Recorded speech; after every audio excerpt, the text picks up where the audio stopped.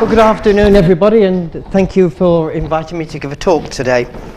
My subject is the Ark of the Covenant, and to me it is Israel's Holy Grail.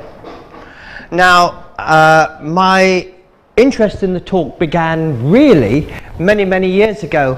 I considered in the 1970s making a replica of the Ark of the Covenant. In those days I was heavily involved with church life, and I was interested in the Ark, and I began studying it then. Then I came out of the church and went on to a completely different path, and I began to explore other philosophies and look into the movement, and very quickly found myself drifting out of church. In fact, I left church completely in 1995 and began to study alternative philosophies, occult philosophies, and I found them really quite startling. Then in 2005, I began to read a wonderful book by James Hurtak called The Keys of Enoch. And while I was reading this book, I had a vision of the Ark of the Covenant, which I thought was really nice. This was in the March. And then I was in Cyprus in the July on a holiday, and I was just lounging around on a balcony watching the sunset over the Mediterranean, and I was musing on Stargate, and I had this crazy daydream of building a Stargate in my living room, and which is really mad stuff. But I do mad things because I've always been interested in other dimensions and other planes of existence, and how to contact them, and how to travel to those planes of existence, and how they can travel to us. I began to think about this, building Stargate.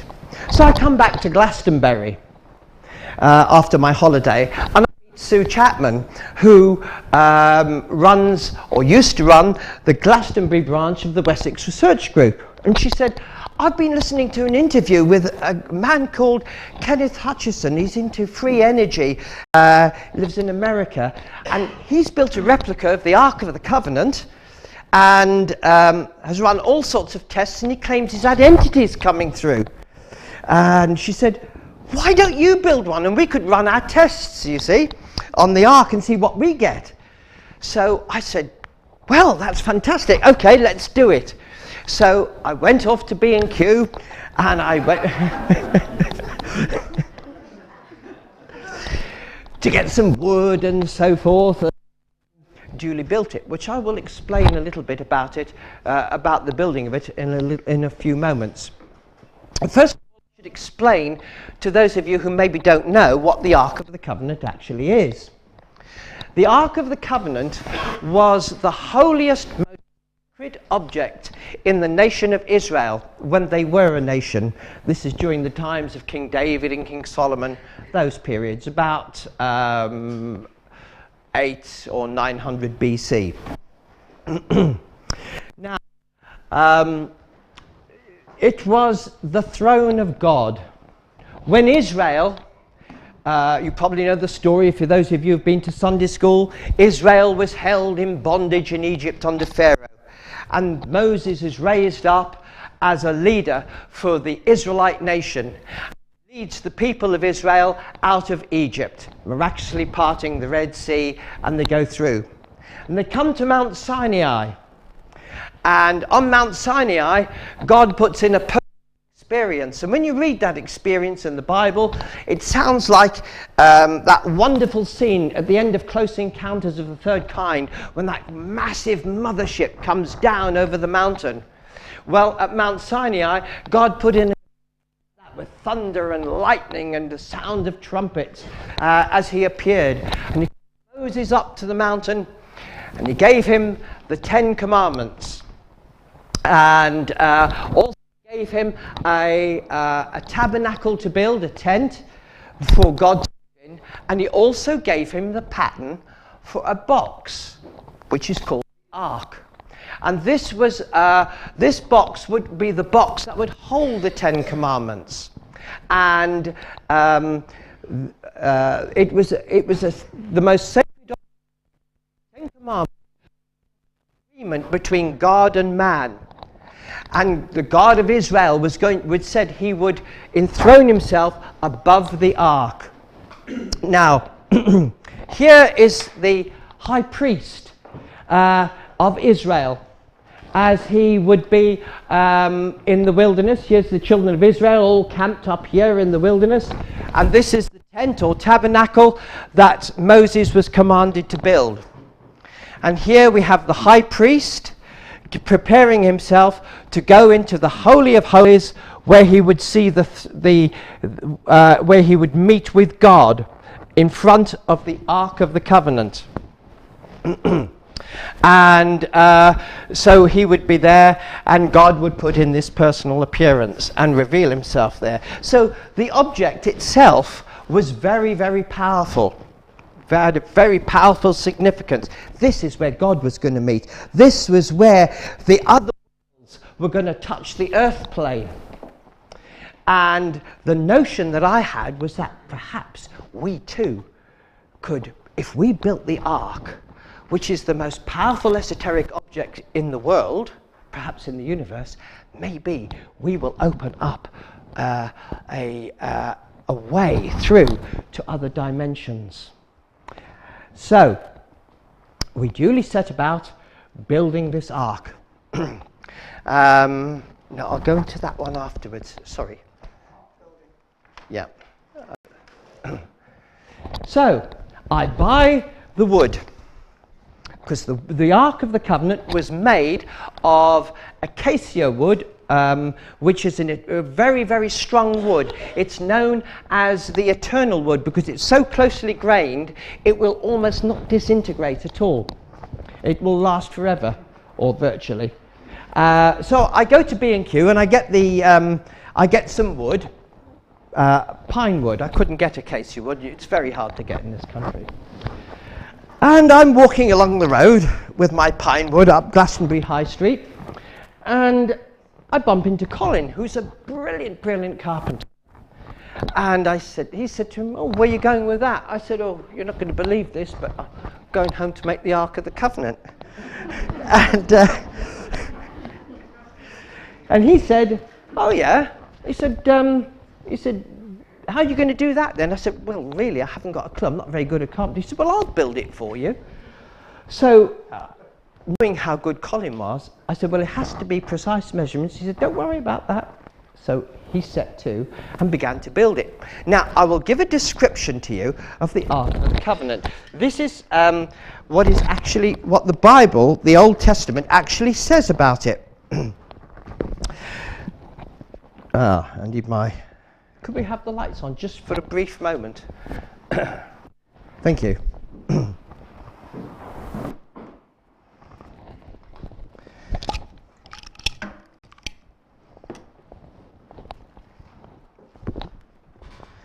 Have them make a chest of acacia wood, 2.5 cubits long, 1.5 cubits wide, and 1.5 cubits high. Overlay it with pure gold, both inside and out. Make a gold moulding around it. Cast 4 rings for it, and fasten them to its 4 feet, with 2 rings on one side and 2 rings on the other.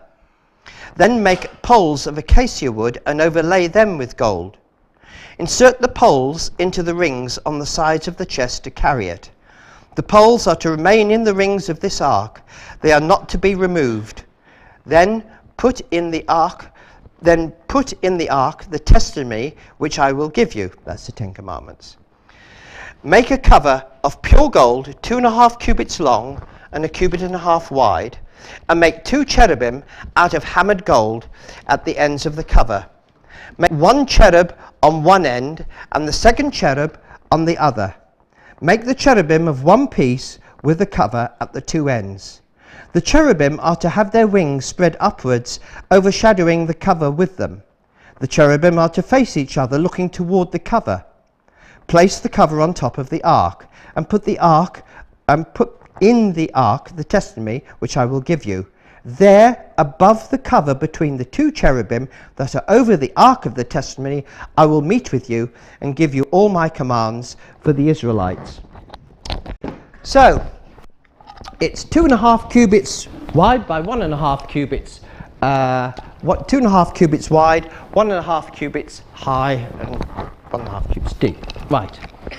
That equates to about 45 inches by 27 inches, which is a pretty large object, about the size of a household fridge, which would be far too big and far too expensive for me to make. But fortunately, Kenneth Hutchison, who ran his experiments in America, said that the experiments would work just as well with a scaled-down model. So I reduced all the measurements from inches down to centimeters, and I made an object that was acceptable in size. And this is the object. This is a replica of the Ark of the Covenant. And it is 45 centimeters. It is 45 centimeters wide or long, 27 meters high, 27 centimeters high, 27 centimeters deep. Now, the original ark was made of wood, which you see Colin doing there, and was overlaid with gold, inside and outside. Kenneth Hutchison said that when he conducted his experiments, he did not use gold, he used gold lacquer. So I thought, okay, I'll do what Kenneth Hutchison did. I got gold lacquer and I lacquered the ark inside and outside. I overlaid I mixed in with the gold lacquer some monatomic gold into the lacquer. That was affordable. If I'd used real gold to cover that, I'd have had to sell my house, as you can imagine. Now, with the construction of the ark, I was having the most appalling job. I got the box bit okay, and that wasn't a problem. But the cherubim, I was having a devil of a job with it. And my dear friend Tony Kennish, who used to be a design engineer, said, well, don't worry, I'll give you a hand. And he came up with a design for the cherubim, and we got together and we worked on building the cherubim. Now, I don't want this to fool you. This might look like cardboard. It is. And we got the cardboard and wire mesh, and we covered the whole thing in clay. With a bit of luck, you've got it? Okay. We covered the whole thing with clay. There we go. We covered the whole thing with clay, and then we painted it gold. And then on the great day, I think this is a great day, there it is, we got ready. That was the one. Thank you. On the great day, we played the Hallelujah chorus. Yes, we did. We played the Hallelujah chorus. Oh, we were younger then, you see. We played the Hallelujah chorus, and we placed the lid on top of the ark. The lid, incidentally, was made of a piece of sheet metal. And we were ready to begin our experiments. But it was almost ready. Before we got ready, I decided that it would be a good idea to program the ark with sound. It was just something I thought, if I impregnate it with sound, it'll give it extra energy.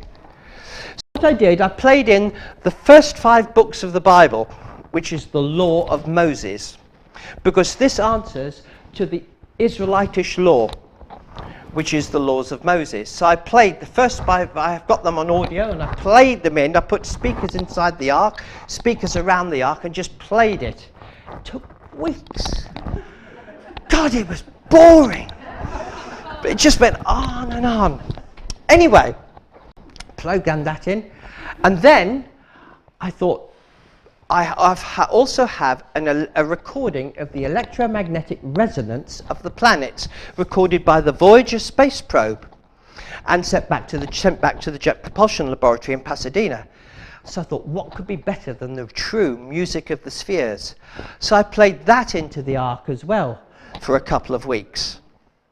And so the whole thing was impregnated with sound through and through. And then we were ready to begin our various experiments. I will show you what the ark contained. The ark actually contained 3 objects. It contained, let me remove the lid. It contained a golden pot of manna. When Israel went through the wilderness, they were fed on a miraculous food called manna. Now, manna is very difficult to get hold of these days, so we used rice flakes instead. So I got a pot from TK Maximus and painted it gold and filled it with rice flakes. And here we are. That represents the manna. That was to commemorate Israel's journey through the wilderness. The ark also contained the staff that the high priest of Israel would have used, Aaron. And that staff was made of a piece of almond wood and is reputed to have budded and blossomed miraculously. And so, remember, this isn't the original rod. This is a scaled down model. So,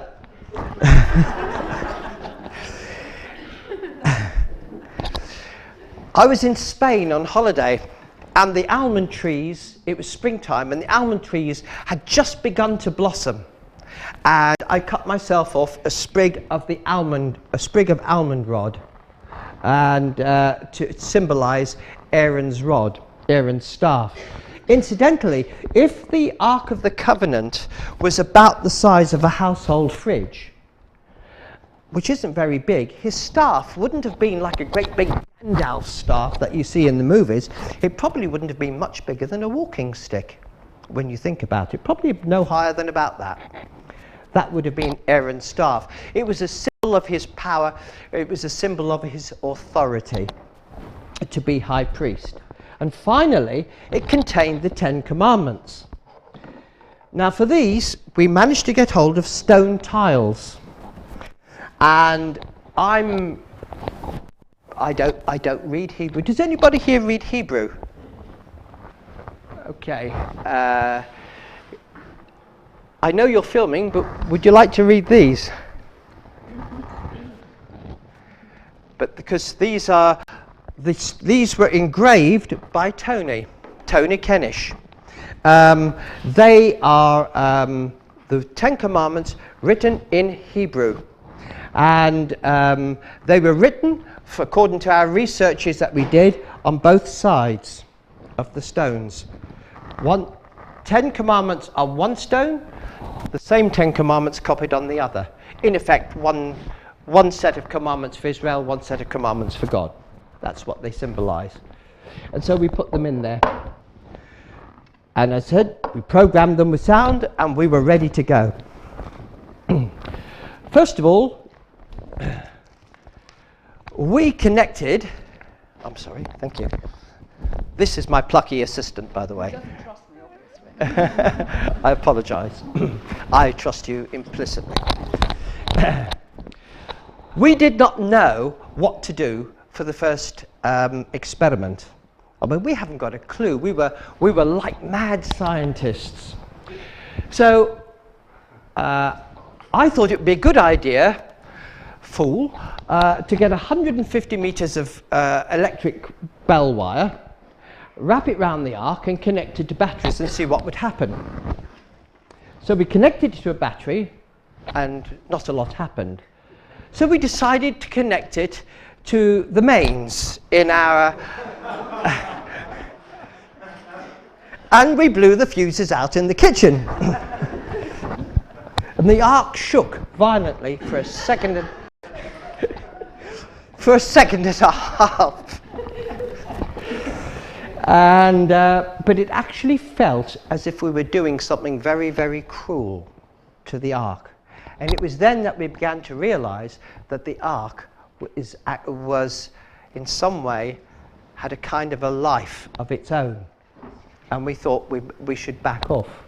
So we stopped doing that. But before we did that, we took a photograph. A friend of mine Phil David came up and he said, I'd like to photograph your ark and see if, I said, I've been photographing orbs and I'd like to see if I could get anything. And we got nearly 100 pictures of orbs. I've only brought half a dozen or so along to show you. But this was the first photograph he took. And as you see, this beautiful, beautiful orb appeared just there. And we did the next photograph of orbs.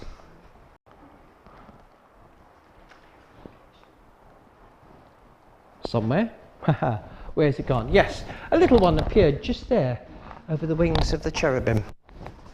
So things are going really, this is encouraging for us.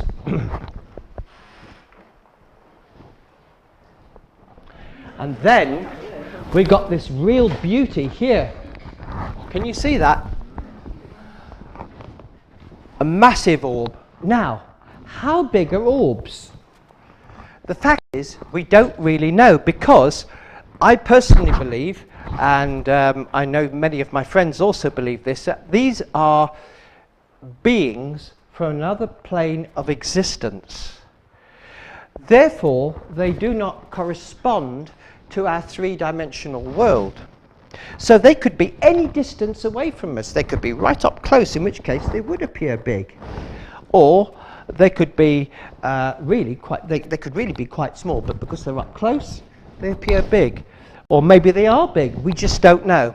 But there's another beauty down here, another big one. And there's another little one here.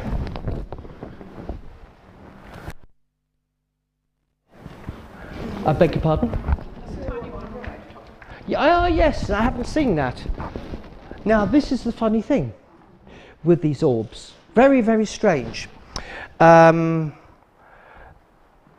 is something else we've noticed. Sometimes when I give talks, the orbs appear to change. They change size, they change shape, and orbs appear where there wasn't orbs before.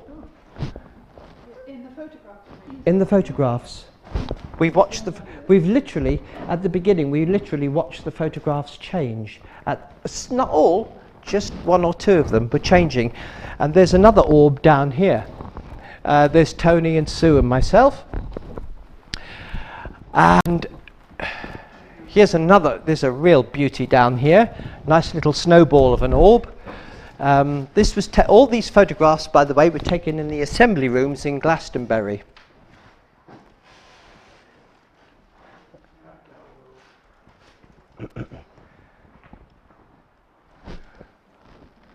And then we got this one. Now, can you see anything special about that?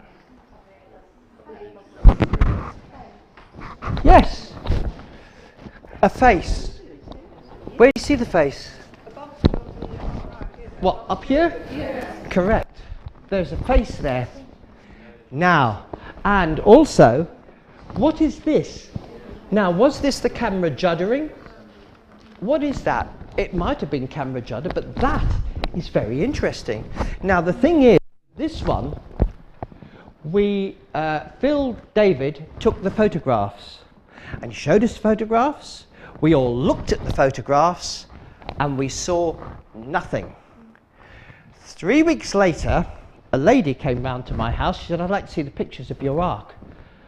And she's looking through the photographs. She says, oh my God, there's a face there. And I said, no, don't be so silly. She said, yeah, there's a face. And I looked, and there was. And not one of us had seen the face in those photographs. So, Tony Kennish said, actually, I think the other one would be better. Yeah. Tony Kennish said, well, give it to me. I'm going to take it with me, and I'll do some work on it. I will process it, contrast and so forth. So he added contrast to it, and that's what came up. But he added more contrast, and this is what we got.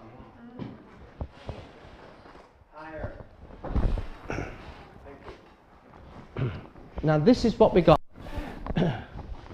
Now I don't know how clear all this is to you, but here is the face here.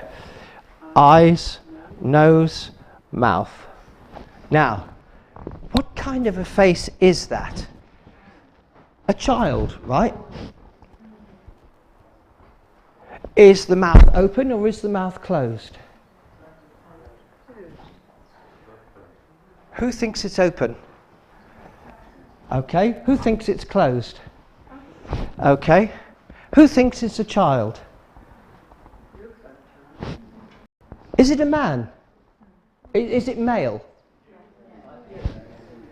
Is it female? It could be, actually, it could be anything.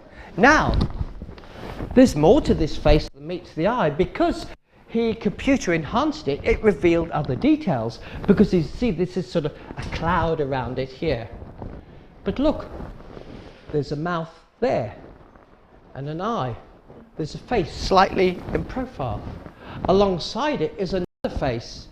And I don't know how clearly you can see that, but there seems to be a horn coming out of the being's head. Now, also, above the face is a huge eye up here.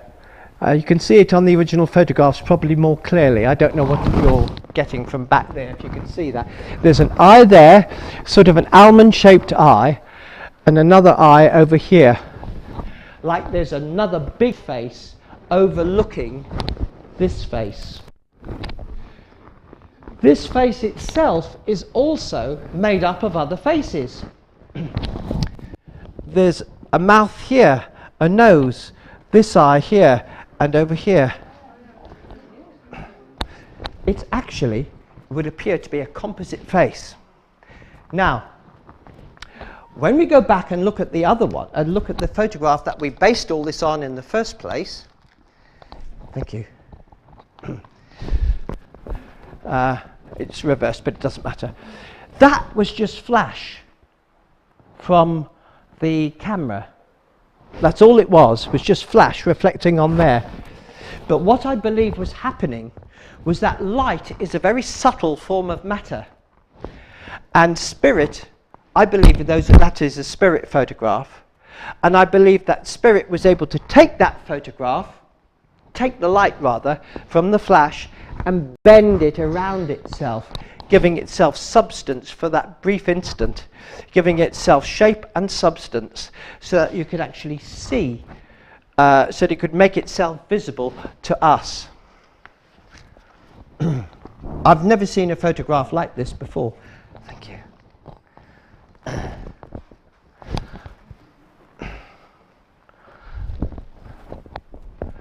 So what is happening here? Something's definitely going on. The ark was beginning to produce manifestations. Now, I took it to the Theosophical Society. I'll put the lid back on. I took it to the Theosophical Society, where I was asked to give a one-day seminar on the ark. And I gave my seminar on the ark, and there was a lunch break. And at the time I invited people to bring dowsers along and to douse the energies around the ark. And as they were dowsing the energies, the guy who was recording it put on some rock music, who was recording the talks during the lunch break, put on a bit of rock music. And the dowsers wouldn't work around the ark at all. And in fact, they just went haywire. Didn't make any sense whatsoever. So what we did, or what they did, they said, turn that music off. So he turned it off, and the dowsers started to work perfectly again. And then he put some Mozart on, and instead of the rock music, and the dowsers worked even better. So I get back to Glastonbury after this seminar, and I phoned up Tony Kennish, and I phoned up Zig Lohengrin, who's just given us that wonderful talk. And because Zig is, as you probably know, is probably one of the best dowsers in the world today. And I told them what had happened, and they said, we'll come round. And we checked, and we ran some tests. And I put the Rolling Stones on in the kitchen, and we doused the energy, and the energy collapsed almost to zero, to about out here, almost nothing, no energy whatsoever. And it actually felt as if we were doing something terribly cruel to the ark. So what we did, I put Mozart on, and the energy just bounced out. And Tony and Zig both measured the energy around the ark, and the energy was really handsome. Then I put on some Gregorian chants, and the energy bounced out even further. And I also have a recording of Hebrew chants. So I put the Hebrew chants on. The chant was Kadosh, Kadosh, Adonai Sabaoth, or something like that, which means holy, holy, holy is the Lord God Almighty. And put that on, and the energy bounced out even further. The energy was increasing more and more depending on the type of music that it was listening to, that it was surrounded by. It implies there's some sort of life force or something animating the ark. I say life force. It's an inanimate object. It's wood, and it's, well, for me, wood and gold lacquer and clay and paper, but yet it's alive in some way. Then Dean Carter, who's over there with Lorna, they came round because Dean is a brilliant at overtoning and playing with the singing bowls. And he came round and he overtoned over the ark and played the singing bowls. And Lorna was taking photographs. There was one very significant photograph which she took at the time. I don't know if you've still got it, where Dean is kneeling on the ground in front of the ark, playing the bowls, I believe, at the time, and overtoning. And his legs have vanished. All there is mist all around the ark, and covering over Dean's legs. Just mist, nothing else. Very, very peculiar. When psychic people come in contact with the ark's energy measurably increases.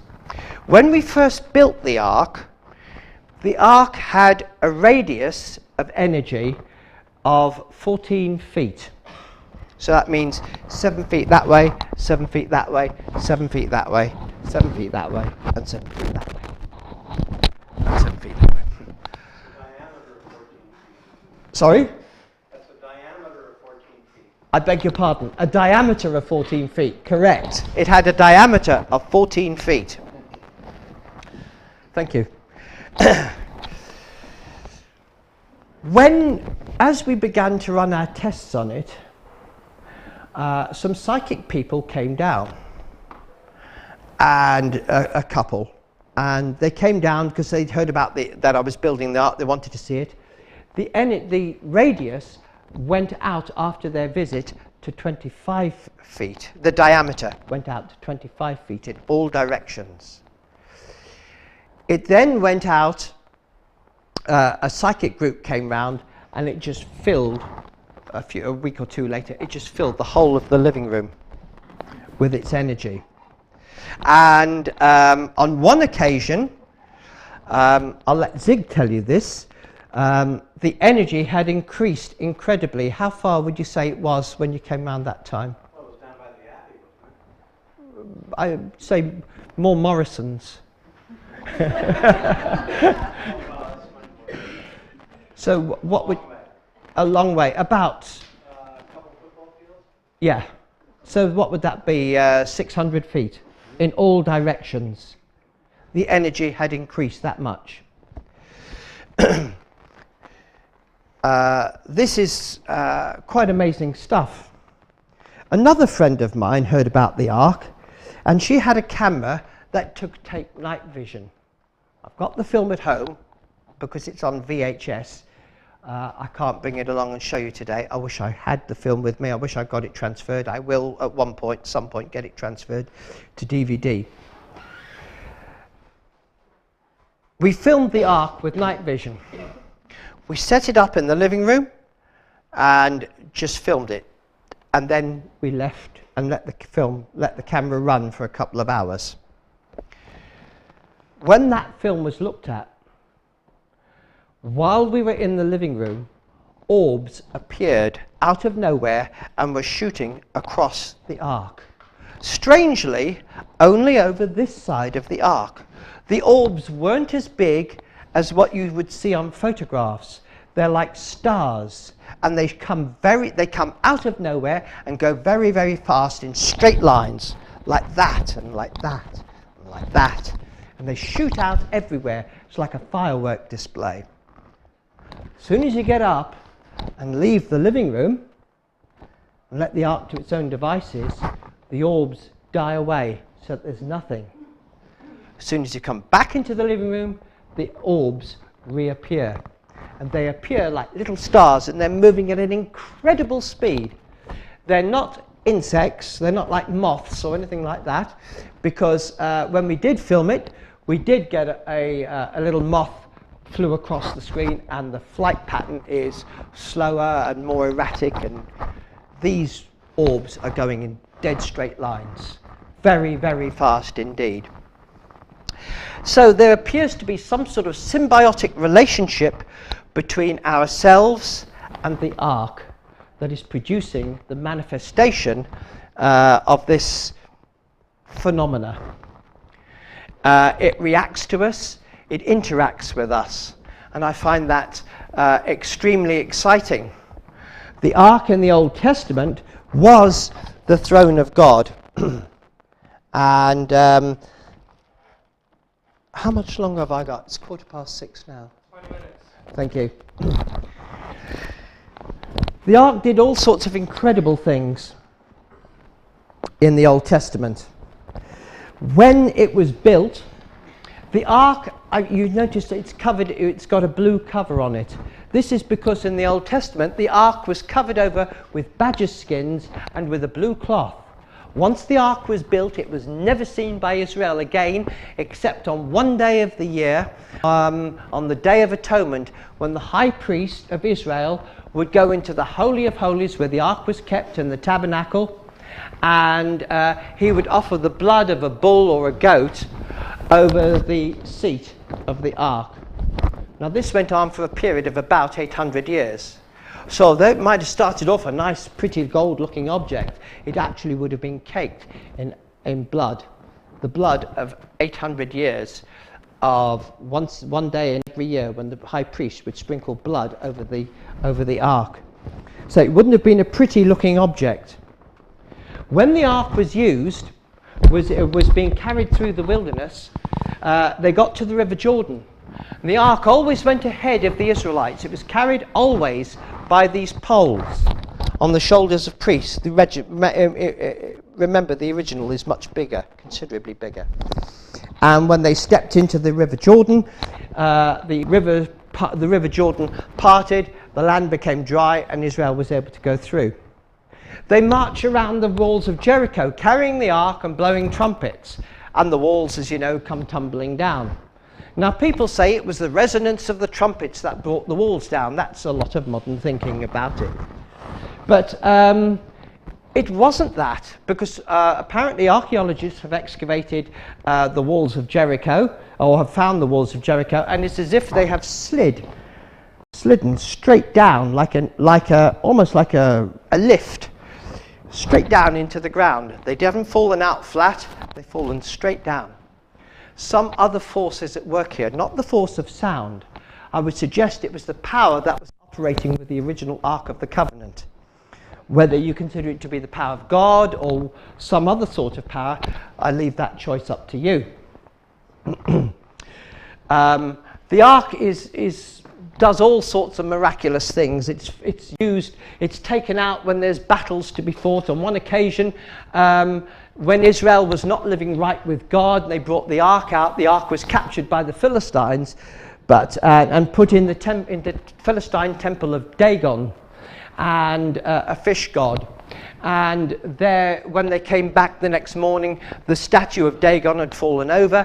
They'd pick it up, and the next morning when they come in, the statue of Dagon is smashed to pieces. Furthermore, the Philistines, it said, because of the presence of the ark, are afflicted with boils and cancers and this sort of thing.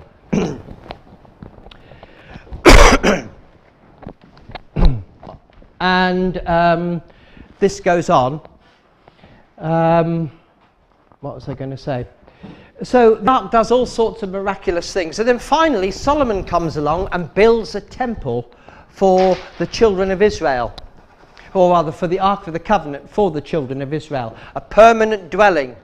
And Solomon becomes their greatest king. He's like Arthur enthroned in Camelot, if you like.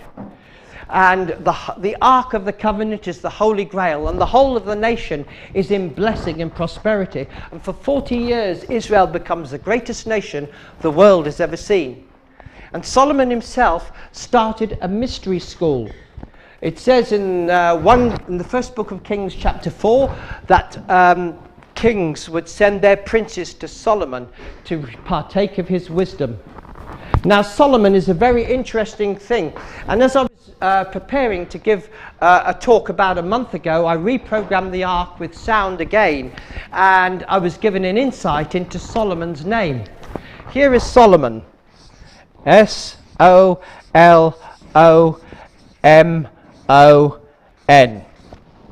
Solomon. This was what I was shown. Sol. The sun. Here you have the temple of the sun. Then you have Om. The cosmic vibration.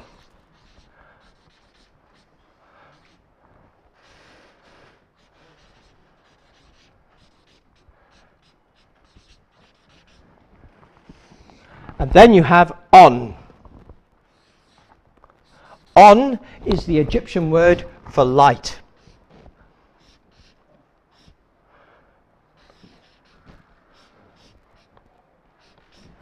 The temple of the sun, the cosmic vibration, and the temple of light. And what I was shown was that one of the ways to activate the ark and the presence around the ark is to invoke the name Solomon. Now, this is a vibration that is not to be used lightly. No mantra should ever be used lightly. But what I was shown is that because there's so much power in these mantras, the way I was shown was this.